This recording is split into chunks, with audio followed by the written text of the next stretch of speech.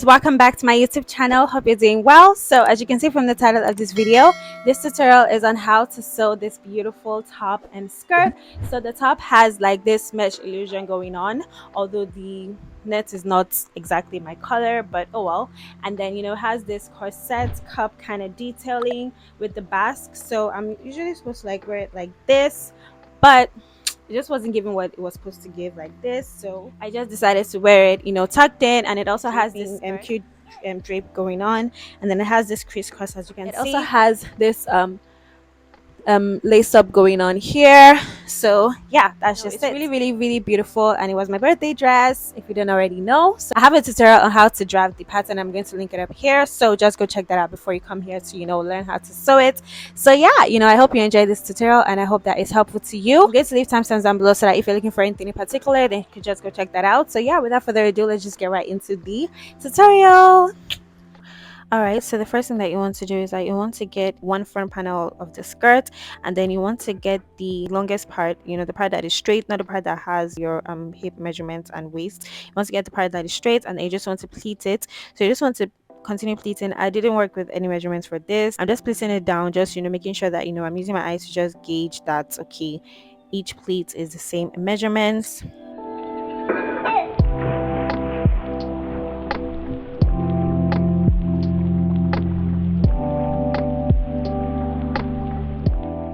So then after that, I was done with that, and then I just measured what I got. So I got around like 11 inches. Then after you do that, then you just want to take it to the sewing machine and sew it down like so. So I just want to make sure that while you're sewing, you remove the pins. Okay, always remove the pins, or just sew like, or just like try to dodge the pins. And then after you are done with that, you should just go ahead to do it for the other panel as well. So because the first front panel was 11 inches, you want to ensure that while you're pleating the second one as well, it should be the same, so that we can be symmetrical.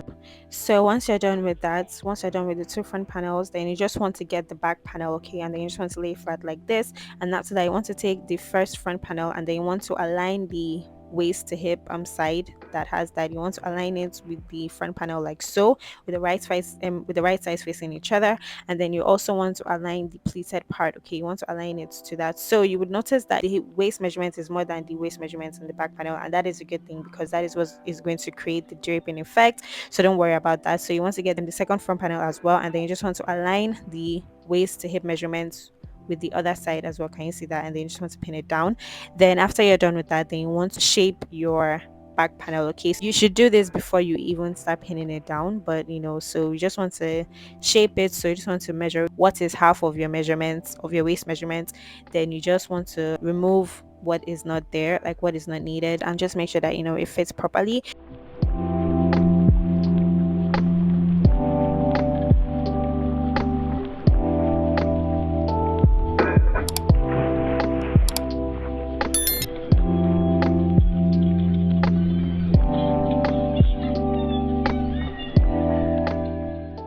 So then after that, you want to work on the other side. So for the other side of the skirt, as you can see, you're just going to place the side seams like that, like the two normal side seams with the waist and the hip. You're going to place it together like so for this side. So you just want to pin it down first, and then after that, you're now going to place the pleated panel on the other side as well. So that is the way this one is going to be. So this is like going to like create that crisscross effect. So you just want to pin it down, and then you just want to sew it down like down the way you did for the other part.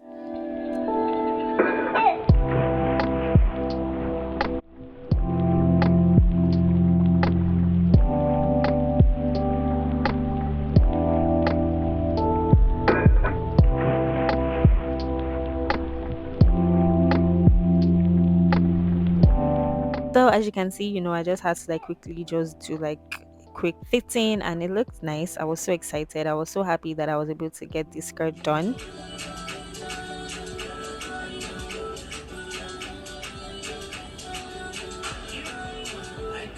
One down, one more to go. So for the top, you just want to remove all the pieces that you cut out. So as you can see, you just want to align it and just arrange it properly. So as you can see, I'm just arranging it properly and I'm just using the pattern to know how I arranged it. So yeah, you just want to arrange it like this. And after that, because we're going to be sewing all these pieces together, you just want to turn it over. So if this fabric that you're working with now, if maybe you're not using organza fabric or you're using like a fabric that has like a right side and a wrong side, so you want to make sure that you're pinning these pieces together with the right sides facing each other, okay? And this pinning is just very helpful because it will just help you to just like sew straight without having to like, well, yeah, let me arrange this. No, like once you just pin it down, you know that okay, I'm sewing these pieces together, and that's just that. For that, it just makes it faster, it just makes the process faster. So as you can see, I'm just sewing it. So I left 0.25 seam allowance for this, like when I was cutting the pieces. So I'm just sewing with 0.25 inches of seam allowance. So you just want to make sure that all the seams are straight and as straight as possible.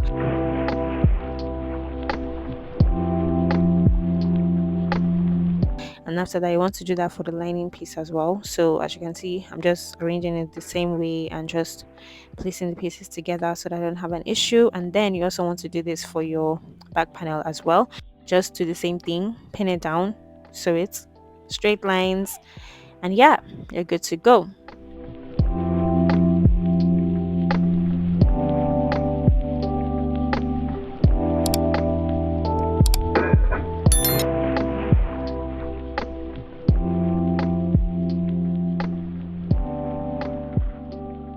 If you're working with see-through fabric like this, because the organza is quite see-through, so while you're pinning this together, you want to make sure that you're pinning wrong sides facing the right side, okay? Because the logic here is that so that when you turn it over, it's going to be the right side that is going to be showing inside, because it's a transparent fabric, okay?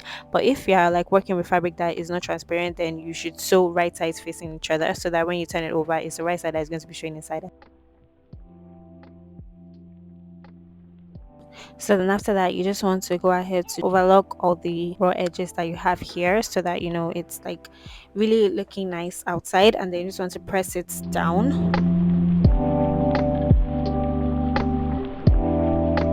And then the next thing for you to do is that you want to sew that part like so. You want to sew it together so that it stays like firm, and you don't have to worry about it like the two layers not like aligning. You just want to sew the two layers together. Then after you sew the two layers together, then the next thing to do is to join the back cup. Okay, so in order for you to join the back cup perfectly, you just want to make sure that you indicate the middle point of the back cup. Okay, so that while you're sewing it, you just know that this is where it's meant to be. And after that, you just want to make sure that you take your time while you are aligning the back up and just sew carefully and neatly. So once you get to the middle, once you see that it's aligning, then that is good, because that means that you have aligned the back up perfectly. And then you just sew and sew and sew. Just take your time, because you're sewing like a curve, so you just want to make sure that you take your time and that you align it properly before you sew. Align, so like take your like sew it in bits and not just sew anyhow. So as you can see, I was so excited. I was just doing fittings like this. I don't usually do fittings like this, but because it was kind of like my first time like trying this out, so that was why I was just doing fittings like my person. So yeah, I just want to do the same thing for the other side, for the other back cup.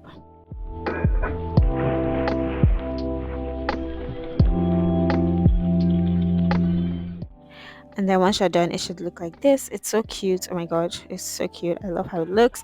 And then the next thing for you to do now is that you want to join the mesh. Okay, you want to join the yoke. So we're using the yoke as a mesh. Honestly, like this was like supposed to be given like a mesh illusion kind of thing, where like you would think it's my skin, but apparently it was too dark for me. But oh well. So after I just want to take the mesh. So what you want to do is at that point there, as you can see there, that is where you're going to join to that part there. Okay, so you just want to join it there, and then you just want to pin it down, and then you want to do the same thing for the other side as well. And then while you're sewing, you just want to backstitch and just sew, so you're like sewing two curves together. Okay, so you just want to take your time while you're doing this. Okay, so you just want to manipulate the fabric as best as you can. So as you can see, I just raise the lever and just try to align it properly before like actually starting to sew. So you just want to take your time while you're sewing this, and you want to make sure that you sew a little bit above the stitch line. Okay, so that it's like you want to leave space there, because after we sew it like this, we're going to be folding over the bra cup material. You would see that in the next clip.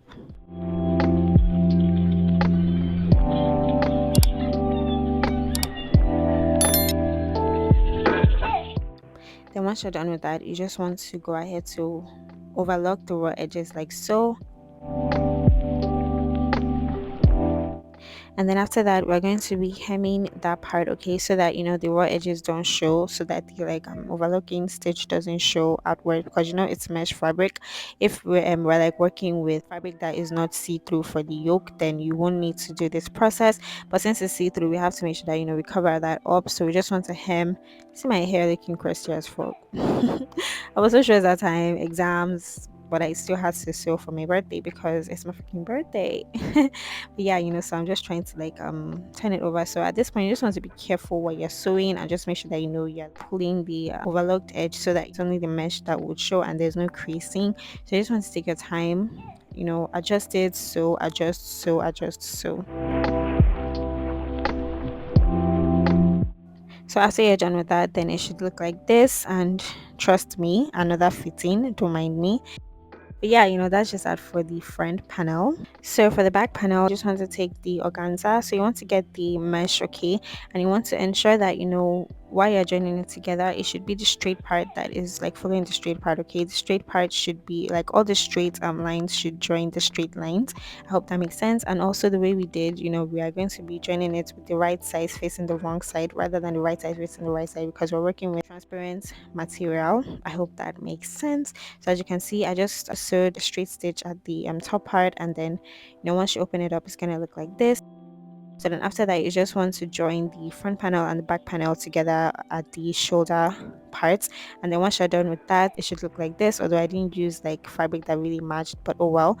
So then after that, you just want to get the back panel and you just want to fold it in like that, because we want to sew the bottom part of the back panel as well, so that it would look seamless rather than hemming it. So you just want to turn it over like that, just so it's straight like so. And then after you sew it like that, it's going to turn out to look like this. So you just want to turn it over again, and it's going to look like this. Oh, perfect. So you just want to go ahead and press this. Always make sure that you're pressing your seams, okay. Always make sure that you're pressing your seams. And after you press your seams, then the next step for you to take is that you want to join it with the right sides facing each other. You want to join it at the side seams there, as you can see. So you just want to pin it together.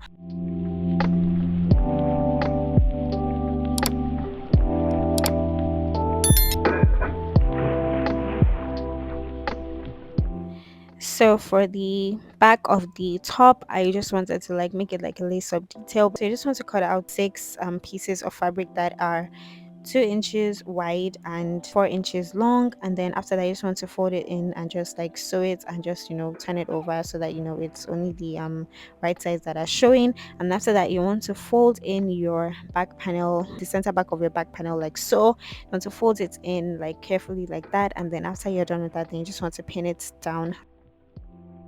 So in order for you to get where you're going to place the loops, you just want to measure the center back of the back panel. So as you can see, it's like 5.5 inches. So I'm just going to be working with 1 inch, 3 inches, and 5 inches. So then after that, you just want to mark all those points. You just want to take your loops, and then you want to fold it into like so, and then you just want to place it into the back panel pieces like so, and then you just want to pin it down, okay. So you want to pin it down as like a folded kind of situation, so that you would be able to put in the rope that you would use to tie the corset together. I won't call this a corset because like I didn't add like a lot of like important details to actually make a corset a corset. So you just want to pin it down, and then you want to do that for the other loops as well. So then once you're done, you just want to get the rope. So initially I thought that I would be able to use like this sequin material to do the loop to do the rope, but child, it was not looking good. As you can see, it was just looking somehow, so I just had to like change that. Then after that, the next thing is the illusion sequin thing going on. So what I just did was that I just cut the sequin fabric in that shape, and then I just used my needle and thread to tack it there like so. It wasn't really like neat, because honestly, like at this point I was really rushing, because I think I finished this birthday dress was like the night of my birthday, like honestly. So yeah, I just didn't have time for that. So as you can see, I already like made another rope for that. At the center back of the neckline, you want to use hook and adze for that, but I didn't have that, so I just opted for like using a brooch to just join them together. But normally you're supposed to use hook and adze for that. So as you can see, I just put the rope into the loops and tied it, and this is how the top came out. So it's so cute. Honestly, it's actually really cute, and I'm so excited like about how my birthday dress came out, because I really loved it, and I loved how it fit on my body. So yeah, that is just that for this tutorial.